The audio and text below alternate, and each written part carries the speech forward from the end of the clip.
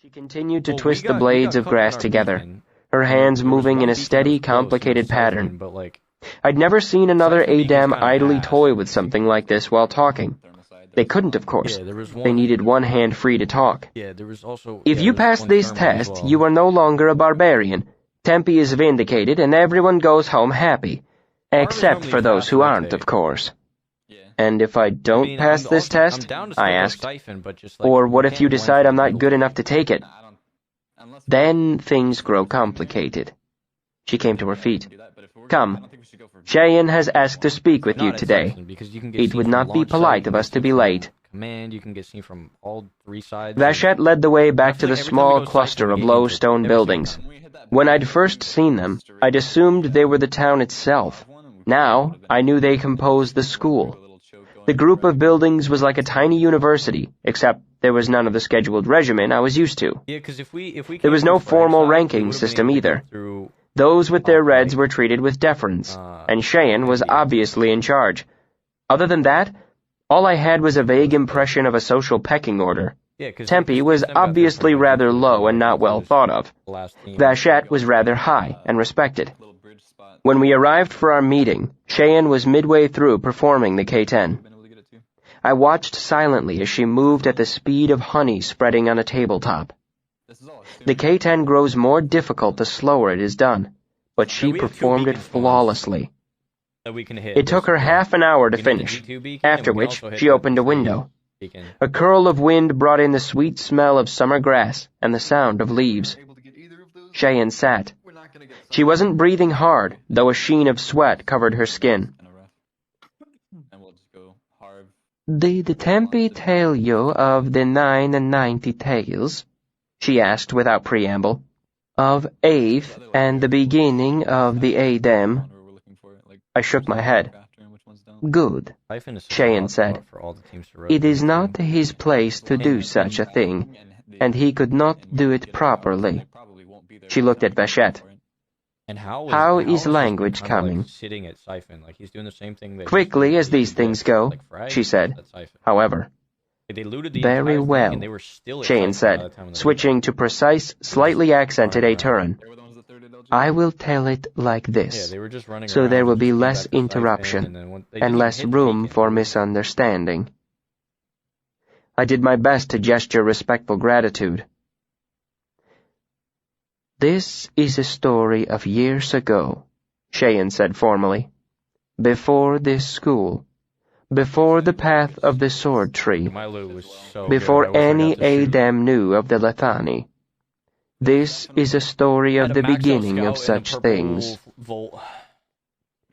The first Adem school was not a school that taught sword work. Surprisingly, it was founded by a man named Eighth, who sought mastery over the arrow and the bow. Cheyenne paused in her tale and gave a word of explanation. You should know that in those days, use of the bow was very common. The skill of it was much prized. We were shepherds, and much set on by our enemies, and the bow was the best tool we had to defend ourselves. Cheyenne leaned back in her chair and continued. Eighth did not set out to found a school. There were no schools in those days. He merely sought to improve his skill.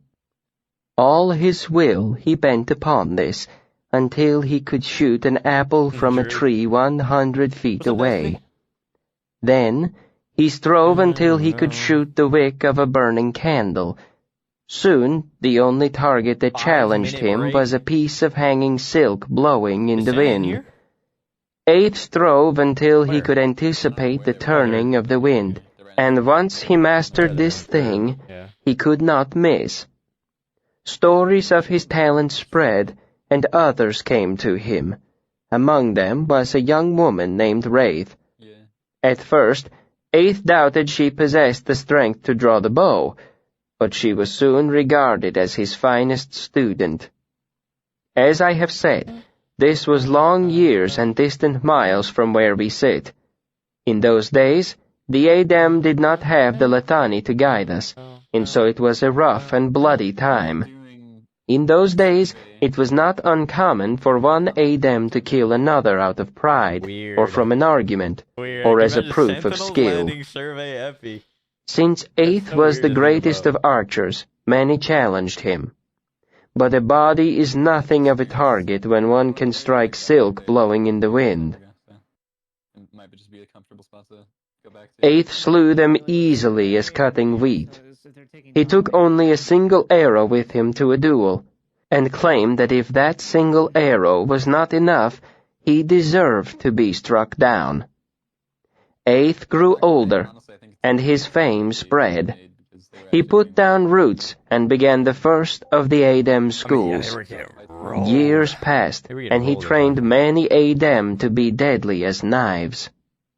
It became well known that if you gave 8 students 3 arrows and 3 coins, your 3 worst enemies would never bother you again. So, the school grew rich and famous and proud, and so did Eighth. It was then that Wraith came to him. Wraith, his best student. Wraith, who stood nearest his ear and closest to his heart. Wraith spoke to Eighth, and they disagreed. Then they argued. Then they shouted loud enough that all the school could hear it through the thick stone walls. And at the end of it, Wraith challenged Eighth to a duel. Eighth accepted, and it was known that the winner would control the school from that day forth. As the challenged, Eighth chose his place first. He chose to stand among a grove of young and swaying trees that gave him shifting cover. Normally, he would not bother with precautions such as this, but Wraith was his finest student, and she could read the wind just as well as he. He took with him his bow of horn. He took with him his sharp and single arrow. Then Wraith chose her place to stand. She walked to the top of a high hill, her outline clear against the naked sky. She carried neither bow nor arrow, and when she reached the top of the hill, she sat calmly on the ground. This was perhaps the oddest thing of all, as Eighth was known to sometimes strike a foe through the leg rather than kill them. I also feel like we could wait a little bit longer. Eighth saw his student do this, and he was filled with anger. Eighth took his single arrow and fitted it to his bow. Eighth drew the string against his ear. The string Wraith had made for him, woven from the long, strong strands of her own hair. Cheyenne met my eye. Full of anger, Eighth shot his arrow. It struck Wraith like a thunderbolt. Here. She pointed with 2 fingers at the inner curve of her left breast. Still seated, arrow sprouting from her chest, Wraith drew a long ribbon of white silk from beneath her shirt. She took a white feather from the arrow's fletching, dipped it in her blood, and wrote 4 lines of poetry. Then, Wraith held the ribbon aloft for a long moment, waiting as the wind pulled first one way, then another. Then, Wraith loosed it, the silk twisting through the air, rising and falling on the breeze. The ribbon twisted in the wind, wove its way through the trees, and pressed itself firmly against Eighth's chest. It read, "Eighth near my heart. Without vanity, the ribbon. Without duty, the wind. Without blood, the victory." I heard a low noise and looked over to see Vachette weeping quietly to herself. Her head was lowered, and tears ran down her face to drip deeper spots of red under the front of her shirt. Cheyenne continued. Only after Eighth read these lines did he recognize the deep wisdom his student possessed. He hurried to tend Wraith's wounds, but the head of the arrow was lodged too close to her heart to be removed. Wraith lived only 3 days after that, with the grief-stricken Eighth tending her. He gave her control of the school and listened to her words, all the while the head of the arrow riding close to her heart. During those days, Wraith dictated 99 stories, and Eighth wrote them down. These tales were the beginning of our understanding of the Letani. They are the root of all Edemre. And they won like Late twice. in the third day, Wraith a finished lot here. telling the 99th story to Eighth, Come to you, Papa. who now held himself to be his student's student. Bulky After box. Eighth finished writing, Wraith said to him, "There is one final story, more important than all the rest, and that one shall be known when I awake." Then, Wraith closed her eyes and slept, and sleeping, she died. Eighth lived 40 years after that, and it is said he never killed again. In the years that followed, he was often heard to say, "I won the only duel I ever lost." He continued to run the school and train his students to be masters of the bow, but now he also trained them to be wise. He told them the 99 tales, and thus it was the Letani first came to be known by all Edemre, and that is how we came to be that which we are. There was a long pause. "I thank you, Cheyenne," I said, doing my best to gesture respectful gratitude. "I would very much like to hear these 99 stories."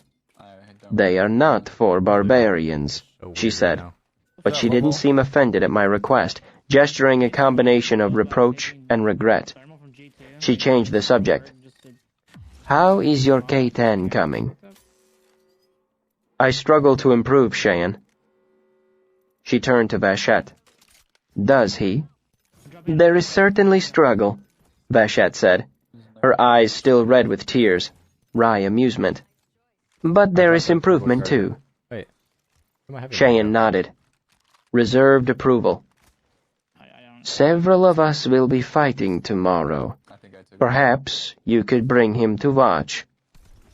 Vachette made an elegant motion that made me appreciate how little I knew of the subtleties of hand language. Gracious, thankful, slightly submissive acceptance. "You should be flattered," Vachette said cheerfully. "A conversation with Cheyenne and an invitation to watch her fight." We were making our way back to a sheltered box valley where we typically practice the K-10 and our hand fighting. However, my mind kept spinning back to several unavoidable and unpleasant thoughts. I was thinking about secrets and how people long to keep them. I wondered what Kilvin would do if I brought someone into the fishery and showed them the sigildry for blood and bone and hair. The thought of the big artificer's anger was enough to make me shiver. I knew the sort of trouble I would face. That was clearly laid out in the university's laws. But what would he do to the person I had taught these things to? Vachette slapped my chest with the back of her hand to get my attention. "I said you should be flattered," she repeated. "I am," I said. She took hold of my shoulder, turning me to face her. "You've gone all pensive on me." "What will be done with Tempe if all of this ends badly?" I asked bluntly. Her cheerful expression faded. "His reds will be taken away, and his sword, and his name, and he will be cut away from the Latanta." She drew a slow breath. "It is unlikely any other school would take him after such a thing, so this would effectively exile him from all Edemre." Oh, that's not good. "But exile won't work for me," I said. "Forcing me back into the world would only make the problem worse, wouldn't it?" Vachette didn't say anything. You're not going. "When all of this started," I said, "you encouraged me to leave. If I had run, would I have been allowed to go?" There was a long silence that told me the truth of it, but she said it aloud, too. "No." I appreciated not being lied to about it. Yeah, I am. "And what is my punishment to be?" 50%. I asked. "Imprisonment?" I shook my head. "No. It's not practical to keep me locked up here for years." I looked up at her. I remember we can always just land "So at what? the floor of any of the buildings. "Punishment is not our concern," she said. "You are a barbarian after all. You did not know you were doing anything wrong. Pretty shit. The main spot to concern fight, is to prevent you from teaching others what you have stolen, to keep you from using it to your own profit." though. 70. She hadn't answered my question. I gave her a long look. "Some say killing you would be the best way," she said frankly. But most believe killing is not in keeping with the On the Latani. building, on the building. Cheyenne is among these, as am I. Never mind. I relaxed slightly. That was something, at least. And I don't suppose a promise on my part would reassure anyone. 90%. She gave me a sympathetic smile. It speaks well of you that you came back with Tempe, and you stayed when I tried to drive you away. But the promise of a barbarian amounts for little in this. What then?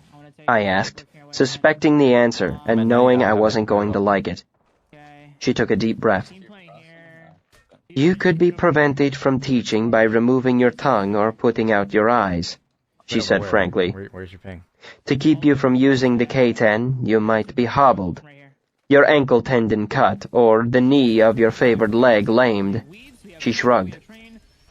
But one can still be a good fighter even with a damaged leg, so it would be more effective to remove the two smallest fingers from your right hand.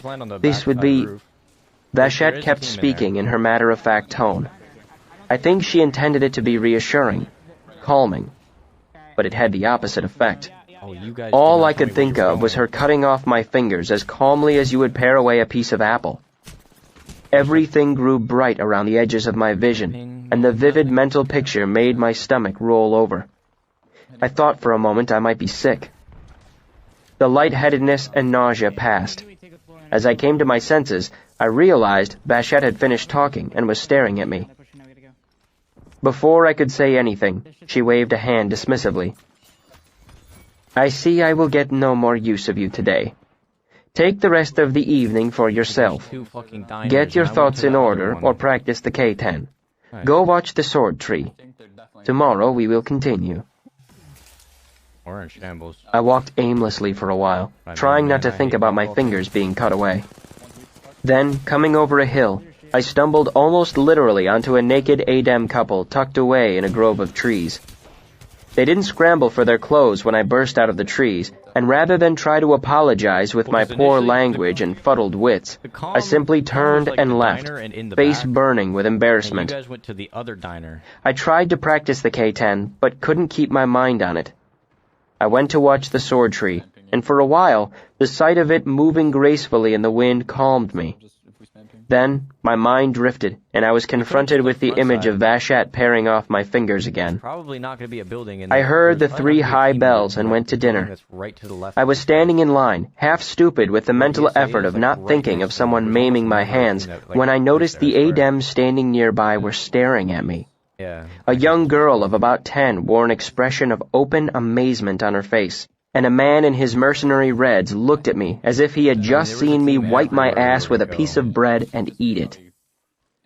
Only then did I realize I was humming. Not loud exactly, but loud enough for those nearby to hear. I couldn't have been doing it for long, as I was only 6 lines into Leave the Town Tinker. I stopped, then lowered my eyes, took my food, and spent 10 minutes trying to eat. I managed a few bites, but that was all. Eventually, I gave up and headed to my room. I lay in bed, running through the options in my mind. How far could I run? Could I lose myself in the surrounding countryside? Could I steal a horse? Had I even seen a horse since I'd been in Hert? I brought out my lute and practiced my chording a bit, all 5 of my clever fingers flicking up and down the long neck of the lute. But my right hand ached to strum and pick notes from the strings. It was as frustrating as trying to kiss someone using only one lip, and I soon gave up. At last, I brought out my shade and wrapped it around myself. It was warm and comforting.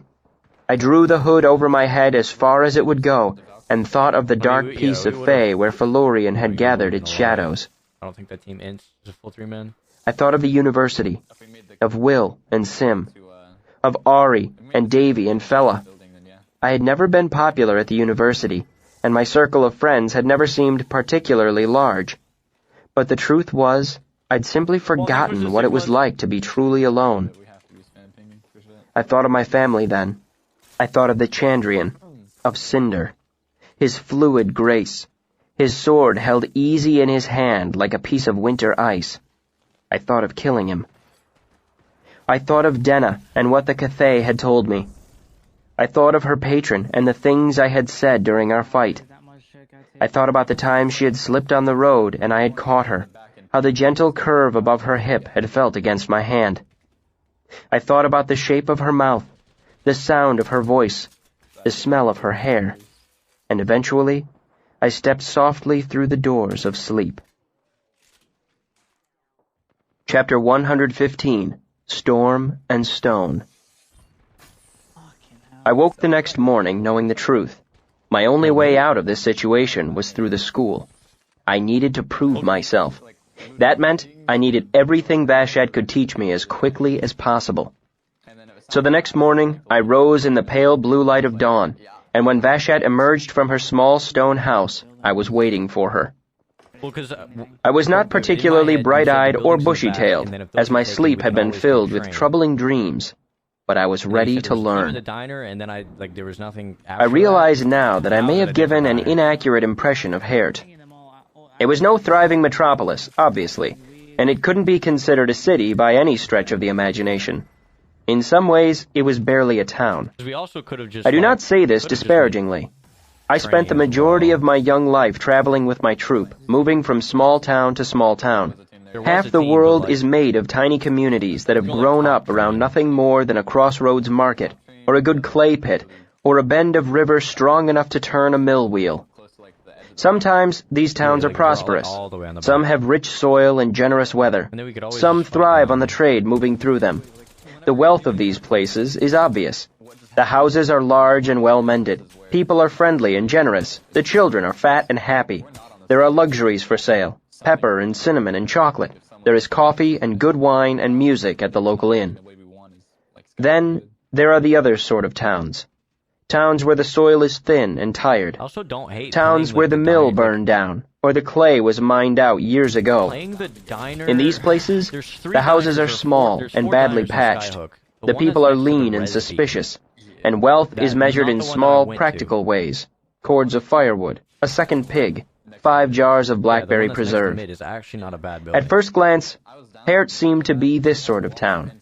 It was little more than tiny homes, broken stone, and the occasional penned goat. In most parts of the Commonwealth, or anywhere in the Four Corners for that matter, a family living in a small cottage with only a few sticks of furniture would be viewed as unfortunate, one step away from paupers. But while most of the Adem homes I had seen were relatively small, they weren't the same sort you would find in a desperate Aturan town, made of sod and logs chinked with mud. The Adem homes were all snug stone, fit together as cunningly as anything I had ever seen. There were no cracks letting in the endless wind, no leaking roofs, no cracking leather hinges on the doors. The windows weren't oiled sheepskin or empty holes with wooden shutters. They were fitted glass, tight as any you'd find in a banker's manor. I never saw a fireplace in all my time in Haert. Don't get me wrong, fireplaces are better than freezing to death by a long step. But most of the rough ones folk can build for themselves out of loose field stone or cinder brick are drafty, dirty, and inefficient. They fill your house with soot and your lungs with smoke. Instead of fireplaces, each Adem home had its own iron stove, the sort of stove that weighs hundreds of pounds, the sort of stove made of thick drop iron so you can stoke it until it glows with heat, the sort of stove that lasts a century and costs more than a farmer earns from an entire year of hard harvesting. Some of these stoves were small, good for heating and cooking, but I saw more than a few that were larger and could be used for baking, too. One of these treasures was tucked away in a low stone house of only 3 rooms. The rugs on the Adem floors were mostly simple, but they were of thick, soft wool deeply dyed. The floors beneath those rugs were smooth sanded wood, not dirt. There were no guttering tallow tapers or reed lights. There were beeswax candles, or lamps that burned a clean white oil, and once, through a distant window, I recognized the unwavering red light of a sympathy lamp. It was this last that made me realize the truth. This was not a scattered handful of desperate folk scratching out a lean existence on the bare mountainside.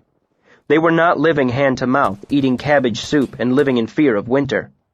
This community was comfortably, quietly prosperous. More than that. Despite the lack of glittering banquet halls and fancy gowns, despite the absence of servants and statuary, each of these homes was like a tiny manor house. They were each of them wealthy in a quiet, practical way. What did you think? Vashette said, laughing at me. That a handful of us win our reds and run off to lives of mad luxury while our families drink their own bathwater and die of scurvy? I hadn't thought of it at all, really, I said, looking around. Vashette was beginning to show me how to use a sword. We had been at it for 2 hours, and she had done little more than explain the different ways of holding it, as if it were a baby and not a piece of steel. Now that I knew what to look for, I could see dozens of the Adem houses worked cunningly into the landscape. Heavy wooden doors were dug into bluffs. Others looked like little more than tumbles of stone. Some had grass growing on their roofs and could only be recognized by the stovepipes peeping out. A fat nanny goat grazed atop one of these, her udders swinging as she stretched out her neck to crop a mouthful of grass. "Look at the land around you," she said, spinning in a slow circle to take in the landscape. "The ground is too thin for the plow, too jagged for horses. This summer too wet for wheat, too harsh for fruit. Some mountains hold iron or coal or gold, but not these mountains. In winter, the snow will pile higher than your head. In spring, the storms will push you from your feet." She looked back at me. "This is our land because no one else wants it." She shrugged. Or rather, it became ours for that reason. Vashette adjusted her sword on her shoulder, then eyed me speculatively. "Sit and listen," she said formally, "and I will tell a story of a time long gone." I sat on the grass, and Vashette took her place on a nearby stone. "Long ago," she said, "the Adem were upheaved from our rightful place. Something we cannot remember drove us out. Someone stole our land, or ruined it, or made us flee in fear.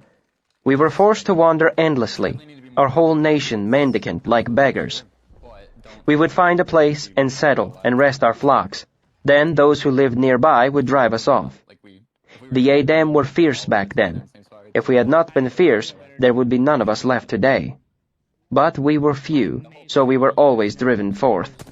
Finally, we found this thin and windy place, unwanted by the world. We dug our roots deep into the stone and made it ours." Vashette's eyes wandered the landscape. "But this land had little to give us, a place for our flocks to graze, stone, and endless wind. We could not find a way to sell the wind, so we sold our fierceness to the world. So we lived, and slowly we sharpened ourselves into the thing we are today, no longer only fierce, but dangerous and proud, unceasing as the wind and strong as stone." I waited a moment to make sure she was finished. "My people are wanderers too," I said. "It is our way. Nowhere and everywhere is where we live." She shrugged, smiling. "It is a story, mind you, and an old one. Take from it what you will." "I am fond of stories," I said. "A story is like a nut," Vashette said. "A fool will swallow it whole and choke. A fool will throw it away, thinking it of little worth." She smiled. "But a wise woman finds a way to crack the shell and eat the meat inside." I got to my feet and walked to where she was sitting. I kissed her hands and her forehead and her mouth. "Vashette," I said, "I am glad Cheyenne gave me to you." "You are a foolish boy." She looked down, but I could see a faint blush rising on her face as she spoke. "Come, we should go. You do not want to miss the chance to see Cheyenne fight." Vashette led me to an unmarked piece of meadow where the thick grass had been grazed close to the ground. A few other Adem already stood nearby, waiting. Some folk had brought small stools or rolled pieces of log to use as benches. Vashette simply sat on the ground. I joined her. A crowd slowly gathered. Only 30 people or so, but it was the most Adem I'd ever seen together other than in the dining hall.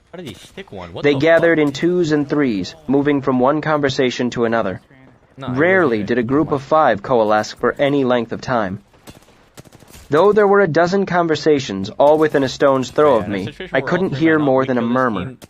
The speakers stood close enough to touch, and the wind in the grass made more noise than their voices. But I could tell the tone of each conversation from where I sat. 2 months ago, this gathering would have seemed eerily subdued, a gathering of fidgety, emotionless near-mutes. But now, I could plainly see one pair of Adem were a teacher and student by how far apart they stood, by the deference in the younger woman's hands. The cluster of 3 red-shirted men were friends, easy and joking as they jostled at each other. That man and woman were fighting. She was angry. He was trying to explain. I suddenly wondered how I ever could have thought of these people as restless or fidgety. Every motion was to a purpose. Every shifting of the feet implied a change in attitude. Every gesture spoke volumes. Vachette and I sat close to each other and kept our voices low, continuing our discussion in Aturan. She explained how each school had standing accounts with the Sealdish moneylenders. That meant far-flung mercenaries could deposit the school's share of their earnings anywhere people used Sealdish currency, which meant anywhere in the entire civilized world. That money was then tallied to the appropriate account so the school could make use of it. "How much does a mercenary send back to the school?" I asked, curious. 80%, she said. 8%?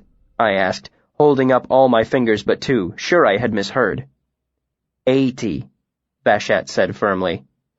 That is the proper amount, though many pride themselves on giving more. The same would be true for you, she said dismissively, if you stood a fiddler's chance in hell of ever wearing the red. Seeing my astonishment, she explained. It is not so much when you think of it. For years the school feeds and clothes you. It gives you a place to sleep. It gives you your sword, your training. After this investment, the mercenary supports the school. The school supports the village. The village produces children who hope to someday take the red. She made a circle with her finger. Thus all Edemre thrives. Vachette gave me a grave look. Knowing this, perhaps you can begin to understand what you have stolen, she said. Not just the secret, but the major export of the Adem. You have stolen the key to this entire town's survival. It was a sobering thought. Suddenly, Carceret's anger made much better sense. I caught a glimpse of Cheyenne's white shirt and roughly knitted yellow cap through the crowd. The scattered conversations grew still, and everyone began to gather into a large, loose circle. It wasn't just Cheyenne fighting today, apparently. The first to fight were 2 boys a few years younger than myself, neither of them wearing red. They circled each other warily, then fell on each other in a flurry of blows.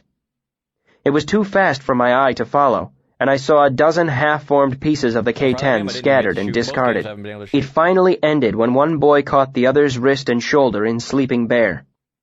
It was only when I saw the boy twist his opponent's arm and force him to the ground that I recognized it as the grip Tempe had used in the bar fight in Crossan.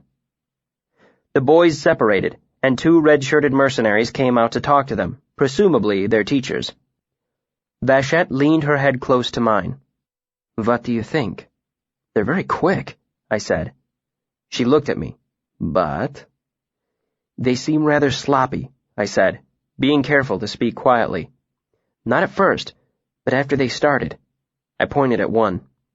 His feet were too close together, and the other kept leaning forward so his balance was off. That's how he got caught in Sleeping Bear. Vachette nodded, pleased. They fight like puppies. They are young and boys.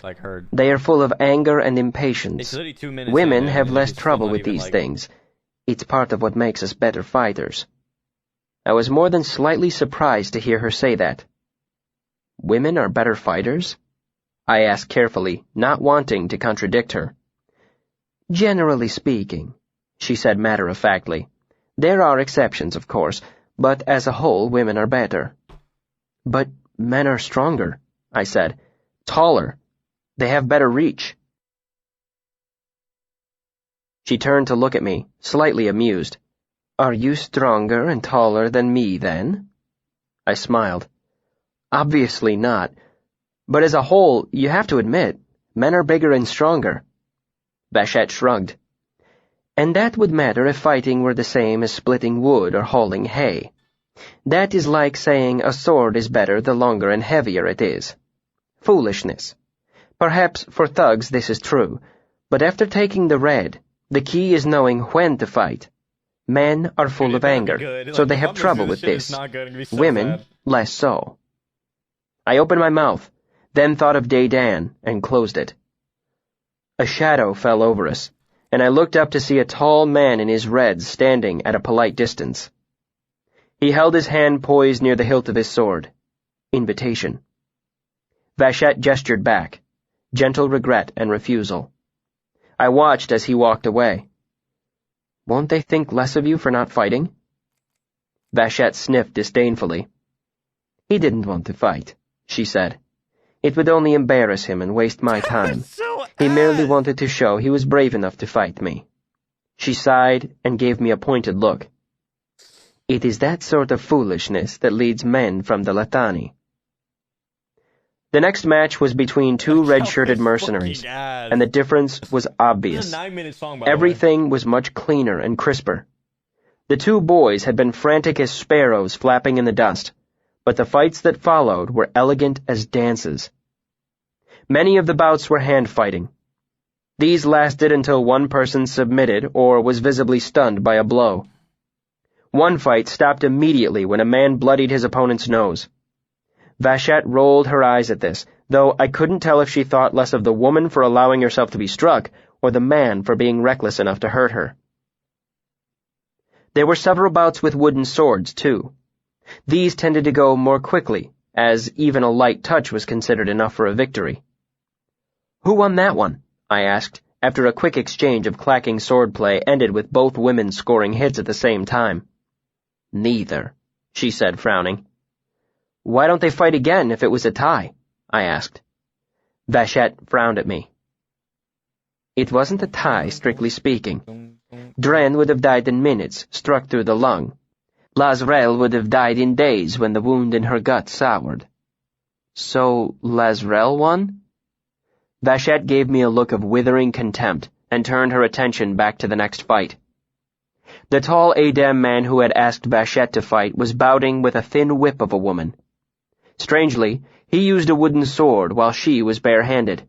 He won by a narrow margin after catching 2 solid kicks to the ribs. Who won there? Vashet asked me.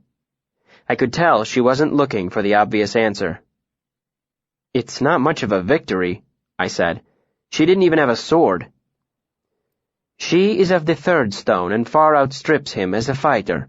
It was the only way for things to be balanced between them unless he were to bring a companion to fight by his side, Vashet pointed out. So I ask again, who won? He won the bout, I said, but he'll have some impressive bruises tomorrow. Also, his swings seemed somewhat reckless. Vashet turned to look at me. So who won? I thought about it for a moment. Neither, I decided. She nodded, formal approval.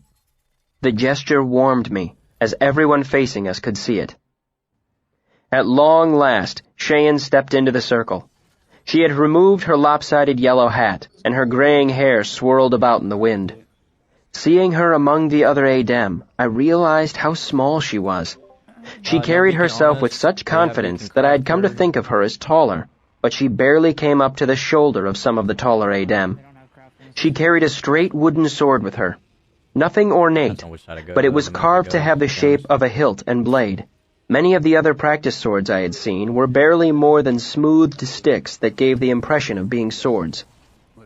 Her white shirt and pants were tied tightly to her body with thin white cords. Alongside Cheyenne came a much younger woman. She was shorter than Cheyenne by an inch or so. Her frame was more delicate, too, her small face and shoulders making her look almost childlike. But the pronounced curve of her high breasts and round hips beneath her tight mercenary reds made it obvious she was no child. Her wooden sword was also carved. It was curved slightly, unlike most of the others I had seen. Her sandy hair was braided into a long, narrow plait that hung down to the small of her back. The two of them raised their swords and began to circle each other. The young woman was amazing. She struck so fast I could barely see the motion of her hand, let alone the blade of her sword. But Cheyenne brushed it away casually with drifting snow, taking half a step in retreat. Then, before Cheyenne could respond with an attack of her own, the young woman spun away, her long braids swinging. "Who is she?" I asked. "Panther," Vashet said admiringly. "She is a fury, is she not? Like one of our old ancestors." Panther closed with Cheyenne again, feinting and thrusting. She darted in, low to the ground, impossibly low. Her back leg thrust out for balance, not even touching the ground. Her sword arm licked out in front of her. Her knee bent so deeply that her entire body was below the level of my head, even though I was sitting cross-legged on the ground. Panther unfurled all this sinuous motion as quickly as you can snap your fingers. The tip of her sword came in low under Cheyenne's guard and angled up toward her knee. "What is that?" I asked softly, not even expecting an answer. "You never showed me that." But it was just astonished noise. Never in 100 years could my body do that. But Cheyenne somehow avoided the attack, not leaping away with any sudden motion, not darting out of reach. She was quick, but that was not the heart of how she moved. Instead, she was deliberate and perfect. She was already halfway gone before Panther's sword had begun to flick toward her leg. The tip of Panther's sword must have come within an inch of her knee, but it was not a close thing. Cheyenne had only moved as much as was needed, no more. This time, Cheyenne did manage to counterattack, stepping forward with Sparrow strikes the hawk. Panther rolled sideways, touched the grass briefly, then pushed herself up off the ground. No, she threw herself away from the ground, using only her left hand. Her body snapped like a steel spring, arcing away while her sword licked out twice, driving Cheyenne back.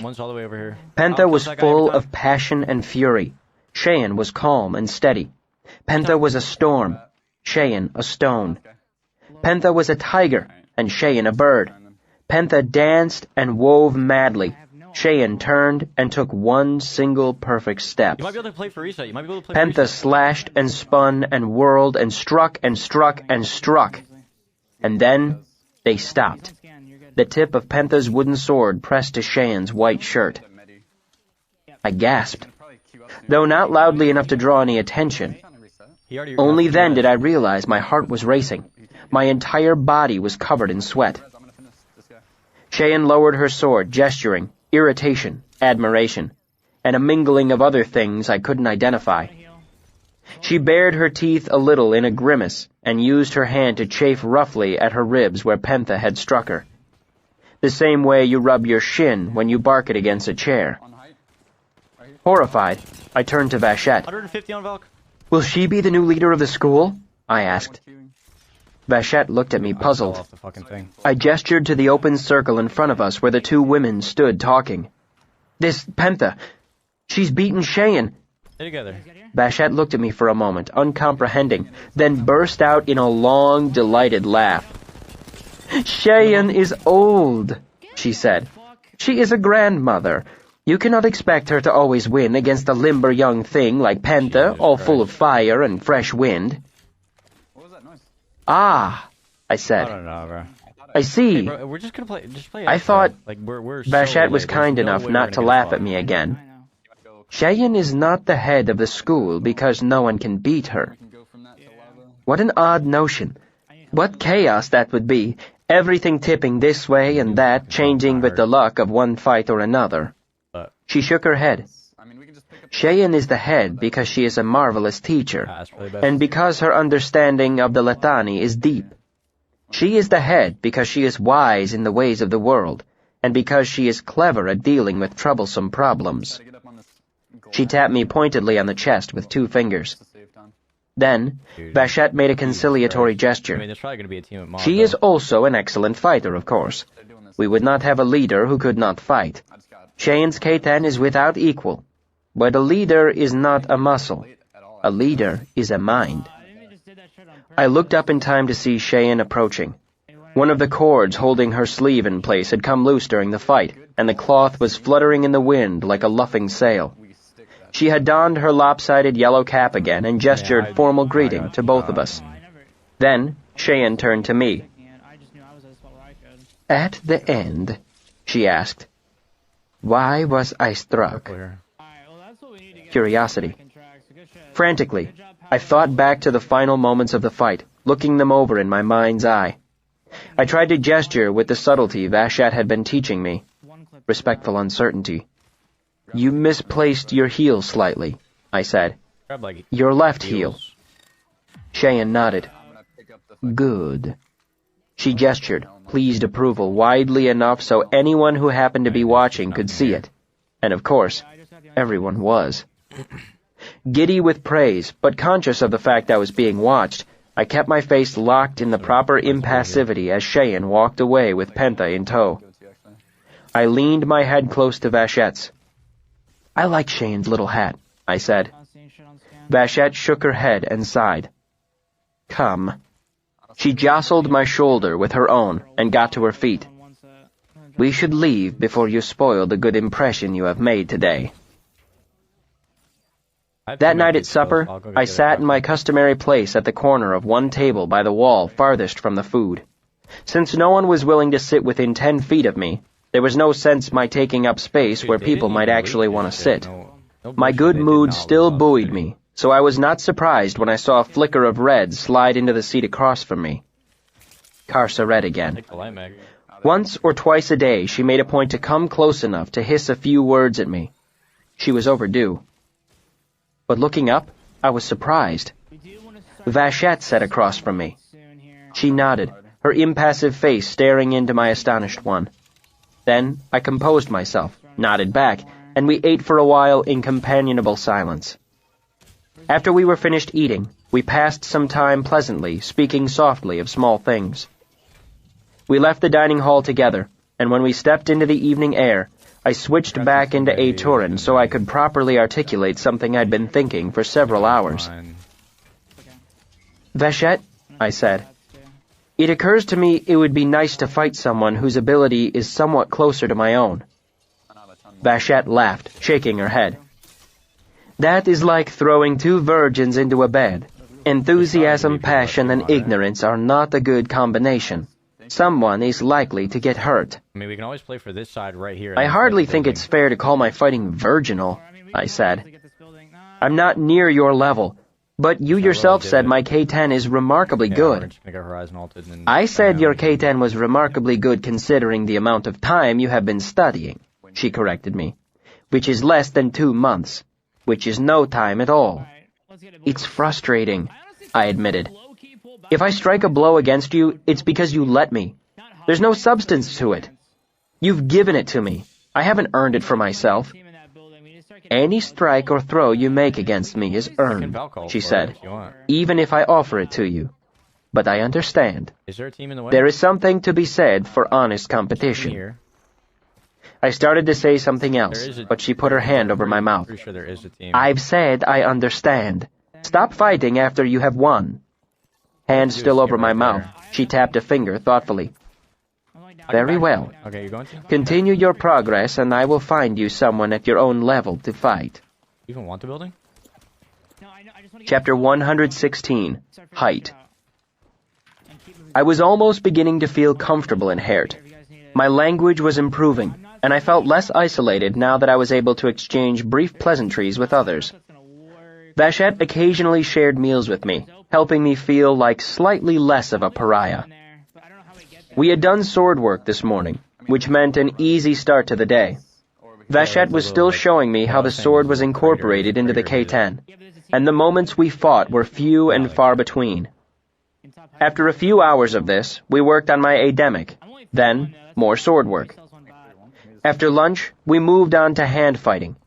I couldn't help but feel that here, at least, I was progressing well. After half an hour, not only was Vashet breathing harder, but she began to sweat a bit.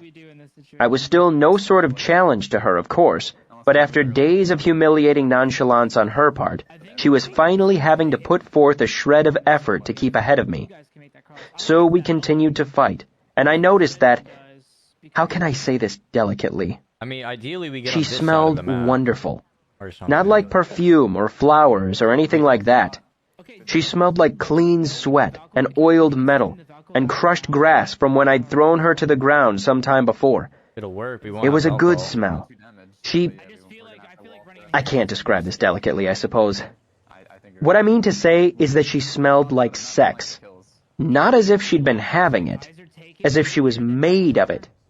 Probably. When she came in close to grapple me, the smell of her I don't think we're combined gonna with be her expecting it. body We gotta be, pressing like, onto against this mine. house, though. For a second, it was like someone had thrown a switch in my head. All I could think of was kissing her mouth, biting the soft skin of her Yeah, I neck, didn't see them. tearing at her clothes and licking the sweat off her. I did none of these things, of course, but at the moment, There's I no wanted point in doing it nothing from more. here. We'll only make This it to the is embarrassing to look back on, but I will not bother defending myself except to point out that I was in the full flower of my youth, fit and healthy, and she was quite an attractive woman, though 10 years my senior. Add to this the simple fact that I had gone from the loving arms of Felurian to the eager arms of Losine, and from thence to a long, barren stretch of training with Tempe as we traveled to Hert. That meant for 3 span, I had been constantly exhausted, anxious, confused, and terrified by turns. Now, I was none of these things. Vachette was a good teacher and made sure I was well rested and relaxed as possible. I was growing more confident in my abilities and more comfortable around her. Want to do it? Given all of this, it's no great surprise I had the reaction I did. At the time, however, I was startled and embarrassed, as only a young man can be. I stepped away from I haven't Vachette, seen blushing anybody in and the fumbling RV. an We can, like, apology. above the RV if we I want tried to like, on hide this my rock. obvious arousal, and in doing so only drew more attention to it. Vachette looked down at what my hands were trying vainly to conceal. I'm going this side. Well I'm going this then. side. I suppose I will take that as a compliment and not a curious new avenue of attack. If a person could die from shame, I would have. Would you like to take care of Can it you watch that yourself? side? Can you watch that side? Vachette asked easily. Or would you prefer a partner? That's the only side that we can really get walked up on. I beg your pardon? I said stupidly. Come now. She gestured to my hands. Right? Like, they shouldn't stay here. Even if you could keep your mind away they from shouldn't stay that, there. It's- it would doubtless throw your balance off. What about down there? She Can gave you, a like, low, check? throaty chuckle. You'll need to tend to it before we continue your lessons. I can leave you to it, He's not really or we peeking. can find a soft spot and see who can pin the other best 2 of 3. The casual tone of her voice convinced me I'd misunderstood her. Then, Yeah. she gave me a knowing smirk, and I realized I'd understood her perfectly well. Where I come from, a teacher and a student would never... I stumbled, trying to think of a polite way to diffuse the situation. Vachette rolled her eyes at me, the exasperated expression looking odd on an 8M face. Do your teachers and students also never fight? Never talk? Never eat together? But this, I said, this... She sighed. Quoth, you need to remember, you come from a barbarous place. I did damage. Much of what you grew up thinking is quite wrong-headed and foolish. None of it as much as the strange customs you barbarians have built around your sex play. Vachette, I said, She cut me off with a sharp gesture. Whatever you're about to say, I have doubtless heard before from my poet king. But there are only so many hours of light in the day. So I ask you this. Are you desirous of sex? I gave a helpless shrug, knowing it would be pointless to deny it. Would you like to have sex with me? I could still smell her. At that moment, I wanted it more than anything. Yes. Are you free of disease? She asked seriously. I nodded, too off balance to be startled by the frankness of the question. Very well then. If I remember correctly, there is a nice patch of moss out of the wind not too far from here. They're like inside this. She began to walk up a nearby hill, her fingers working the buckle that fastened her sword's scabbard over her shoulder. Come with me. They're rotating. Her memory did serve her well. 2 trees arched their branches over a thick bed of soft moss that was snugged up against a small stony bluff, sheltered from the wind by some convenient bushes. It quickly became obvious that what Vachette had in mind was not an afternoon of twining idly in the shade. To say she was businesslike would be a great disservice to her, as Vashet's laughter always ran very close to the surface. Holy shit. But she was not flirtatious or coy. She stripped off her mercenary reds without the least fanfare or teasing, revealing a few scars and a body hard and lean and corded with muscle, which isn't to say that she wasn't also round and soft as well. Then she teased me for staring as if I'd never seen a naked woman before, when the truth was, I'd simply never seen one standing full naked in the sunlight. When I didn't undress fast enough to suit her, Vashet laughed and mocked my bashfulness. Stepping close, she stripped me naked as a plucked chicken, then kissed me on the mouth, her warm skin pressing against the entire front of my body. I've never kissed a woman my own height before, I mused when we stopped for a breath. It's a different experience. See how I continue to be your teacher in all things, she said. Your next lesson is this. All women are the same height lying down. The same cannot be said for your sort, of course. Too much depends on a man's mood and his natural gifts. Vashet took my hand and brought us both to lie on the soft moss. There, she said. As I suspected. Now you are taller than me. Does this set you at your ease? It did. I was prepared for things to be awkward after Vashet and I returned from the bushes, and was surprised to find they were nothing of the sort. She did not suddenly grow flirtatious, which I wouldn't have known how to cope with. Neither did she feel obliged to treat me with any newfound tenderness. This became clear somewhere around the fifth time she managed to lure me off my guard, catch me with thunder upward, and throw me roughly to the ground. Oh my god, dude. In all, she acted as if nothing odd at all had happened, which meant either nothing odd had happened, or something very odd had happened, and she was pointedly ignoring it. Which meant that everything was lovely, or everything was going terribly wrong. Later, as I ate supper alone, I rolled what I knew of the Adem around in my head. No nudity taboo. They didn't consider physical contact particularly intimate. Vashet had been very casual both before, during, and after our encounter. I thought back to the naked couple I had stumbled onto several days ago. They had been startled, but not embarrassed. Sex was viewed differently here, obviously, but I didn't know any of the specific differences. That meant I didn't have the first idea of how to conduct myself properly. And that meant that what I was doing was dangerous as walking around blind. More like running blind, really. Normally, if I had a question about the Adem culture, I asked Vashet. She was my touchstone. But I could imagine too many ways for that conversation to go astray, and her goodwill was all that stood between me and the loss of my fingers. By the time I finished eating, I decided it would be best to simply follow Vashet's lead. She was my teacher, after all. Chapter 117, Barbarian Cunning. The days passed quickly, as days tend to do when there is much to fill them. Vashet continued to teach me, and I turned the whole of my attention toward being a clever and attentive student. Our amorous encounters continued, punctuating my training. I never initiated them directly, but Vashet could tell when I was unproductively distracted, and was quick to pull me down into the bushes. In order to clear your foolish barbarian head, as she said. Before and afterward, I still found these encounters troubling. During, however, I was far from anxious. Vashet seemed to enjoy herself as well. That said, she didn't seem the least interested in much of what I had learned from Felurian. She had no interest in playing Ivy, and while she did enjoy Thousand Hands, she had little patience for it, and it usually ended up being more like 75 hands. Generally speaking, as soon as we had caught our breath, Vashet was tying on her mercenary reds and reminding me that if I kept forgetting to turn my heel out, I would never be able to hit any harder than a boy of 6.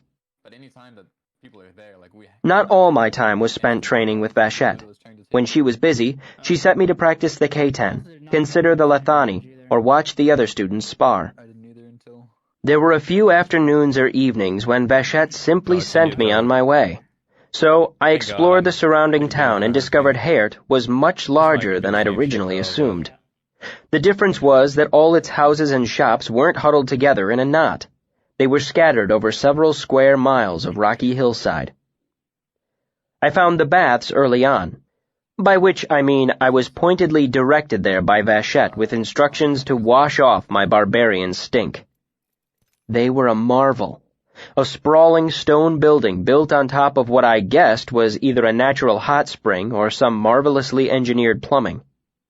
There were large rooms full of water and small rooms full of steam, rooms with deep pools for soaking, and rooms with great brass tubs for scrubbing. There was even one room with a pool big enough for swimming. All through the building, the Edam mingled without any regard for age, gender, or state of undress. This didn't surprise me nearly as much as it would have a month ago, but it still took a great deal of getting used to. At first, I found it hard not to stare at the breasts of the naked women. Then, when some of that novelty faded, I found it hard not to stare at the scars that crossed the bodies of mercenaries. It was easy to tell who had taken the red even when their clothes were off. Rather than fight my urge to gawk, I found it easier to go early in the morning or late at night when the baths were largely empty. Coming and going at odd hours wasn't difficult, as there was no lock on the door. It was open at all hours for anyone to use. Soap and candles and towels were available for the taking. The baths, Vachette told me, were maintained by the school. I found the smithy by following the noise of ringing iron. The man working there was pleasantly talkative. He was glad to show me his tools and tell me the names for them in Ademic. Once I knew to look, I saw there were signs above the doors of the stores, pieces of wood carved or painted to show what was sold inside: bread, herbs, barrel staves. None of the signs had words, which was fortunate for me, as I had no idea how to read Ademic. I visited an apothecary where I was told I was not welcome, and a tailor where I was greeted warmly. I spent some of the 3 royals I'd stolen to buy 2 new sets of clothes, as those I had with me were showing their miles. I bought shirts and pants in muted colors after the local fashion, hoping they might help me fit in just a little better. I also spent many hours watching the sword tree. At first, I did this under Vachette's direction, but before long, I found myself drawn back when I had time of my own to spend. Its motions were hypnotic, comforting. At times, it seemed the branches wrote against the sky, spelling the name of the wind. True to her word, Vachette found me a sparring partner. Her name is Celian, Vachette told me over breakfast. Your first meeting will be at the sword tree at midday. You should take this morning to prepare yourself however you think is best. At last, a chance to prove myself. A chance to match wits with someone at my own level of skill. A real contest. I was at the sword tree early, of course, and when I first saw them approaching, I had a moment of confused panic when I thought the small figure at Vachette's side was Pentha, the woman who had beaten Cheyenne. Then I realized it couldn't be Pentha. The figure approaching with Vachette was short, but the wind revealed a straight, lean body with none of Pentha's curves. What's more, the figure wore a shirt of bright corn silk yellow, not mercenary red. I fought down a stab of disappointment, even though I knew it was foolish. Vachette had said she had found a fair fight for me. Obviously, it couldn't be someone who had already taken the red. They came closer still, and my excitement guttered and died. It was a little girl. Not even a young girl of 14 or so. It was a little girl, no more than 10 by my best guess. She was skinny as a twig, and so short her head barely made it up to my breastbone. Her gray eyes were huge in her tiny face. I was humiliated. The only thing that kept me from crying out in protest was the fact that I knew Vachette would find it unspeakably rude. Celian, this is Kvothe, Vachette said in Ademic. This young girl looked me up and down appraisingly, then took an unconscious half-step closer. A compliment. She considered me enough of a threat that she wanted to be close enough to strike at me if necessary. It was closer than an adult would have stood, because she was shorter. Polite greeting, I gestured. Celian returned my gesture. It might have been my imagination, but it seemed the angle of her hands implied polite, non-subordinate greeting. surprised that the guy. If Vachette saw it, she made no comment. It is my desire that the two of you fight. For that 3 KP. Celian looked me over again, her narrow face set in the typical Adem impassivity. Yeah, no, but I'm saying if. Like, The wind blew at her hair, and I could see a half-healed cut running from above her eyebrow up into her hairline. Why? The girl asked calmly. that's She didn't seem afraid. Like would do. It sounded more as if she couldn't think of the least reason she would want to fight me. Because there are things you can learn from each other, Vachette said, and because I say you will. Vachette gestured to me. Attend. Celian's Keiten is quite exceptional. She has years of experience and is easily the match of any 2 girls her size. Vachette tapped Celian on the shoulder twice. Caution. Kvothe, on the other hand, is new to the Keiten and has much to learn.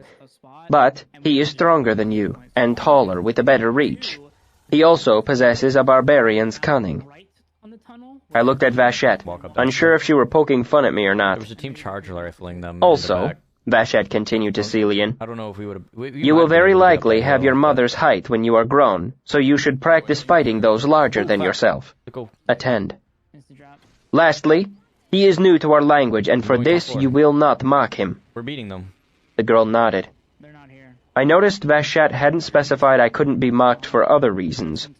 Vachette straightened and spoke formally. Finding regular building then. Nothing with the intention to injure. She held up fingers, marking the rules she had taught me when we started hand fighting. You may strike hard, but not viciously. Be careful of the head and neck, and nothing at all toward the eyes. You are each responsible for the other's safety. If one of you gains a solid submission against the other, do not attempt to break it. Signal fairly, and count at the end of the bout. I know this, Celian said, irritation. Not gonna be that. It bears repeating, Vachette said, stern rebuke. Losing a fight is forgivable. Losing your temper is not. This is why I have brought you here instead of some little boy. Did I choose wrongly? Celian looked down. Apologetic regret. Embarrassed acceptance. Vachette addressed us both. Injuring another through carelessness is not of the Lethani. I couldn't see how my beating up a 10-year-old girl was of the Lethani either, but I knew better than to say so. And with that, Vachette left us alone, walking to a stone bench some 40 feet away where another woman in mercenary reds was sitting. Celian made a complicated gesture I didn't recognize toward Vachette's back. Then, the young girl turned to face me, looking me up and down. You are the first barbarian I have fought, she said after a long moment. Are you all red? She lifted her hand to her own hair to clarify her meaning. I shook my head. Not many of us. She hesitated, then reached out her hand. There's a flatline right here. Can I touch it? I almost smiled at this, but caught myself. I ducked my head a bit and bent down so she could reach. Celian ran her hand through my hair, then rubbed some between her thumb and forefinger. It's soft, Energy mag. she gave a little laugh, but it looks like metal. She let go of my hair and stepped back to a formal distance again. My scout, but She gestured polite thanks, then brought up her hands. Are you ready? I nodded uncertainly, bringing up my own hands. nice. I wasn't ready. Celian darted forward, catching me flat-footed. Her arm drove out in a punch straight toward my groin. Raw instinct made me crouch so it struck my stomach instead. Luckily, by this point, I knew how to take a punch, and a month of hard training had made my stomach a sheet of muscle. Still, it felt like someone had thrown a rock at me, and I knew I'd have a bruise by I'm dinner. ready to go. I got my feet under me and flicked an exploratory kick at her. I wanted to see how skittish she was, and hoped to make her back away so I could get my balance settled and make better use of my longer reach. It turned out Celian wasn't skittish at all. She didn't back away. Instead, she slipped alongside my leg and struck me squarely in the thick knot of muscle directly above the knee. Because of this, I couldn't help but stagger when my foot came back down, leaving me off balance with Celian close enough to climb me if she wanted. She set her hands together, braced her feet, and struck me with threshing wheat. The force of it knocked me over backward. Given the thick grass, it wasn't a hard landing. I rolled to get some distance and came back to my feet. Celian chased me and made thrown lightning. She was fast, but I had longer legs and managed to back away or block everything she threw. She faked a kick, and I fell for it, giving her the opportunity to hit me right above the knee in the same place as before.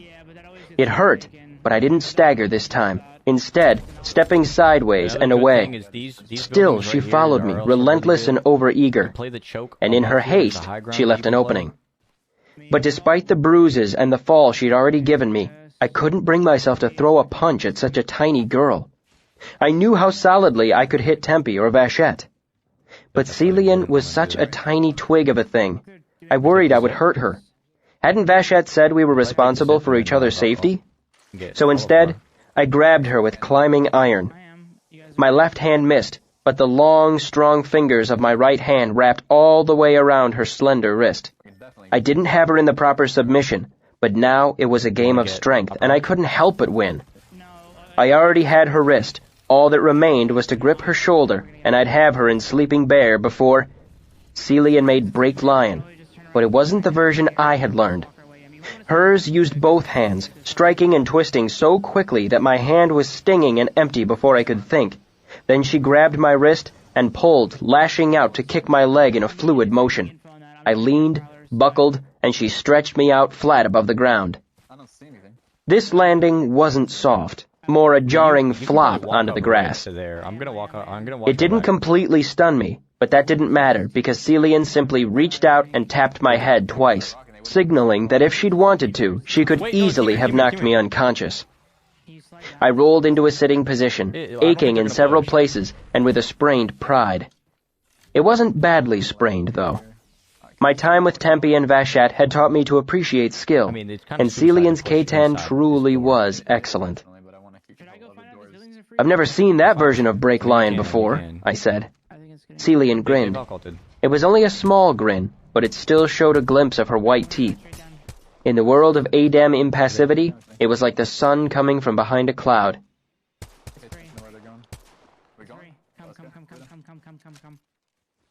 I mean, we can always rat it if we want to. I'm honestly kind of down. Yeah, but they're gonna fly in. Okay.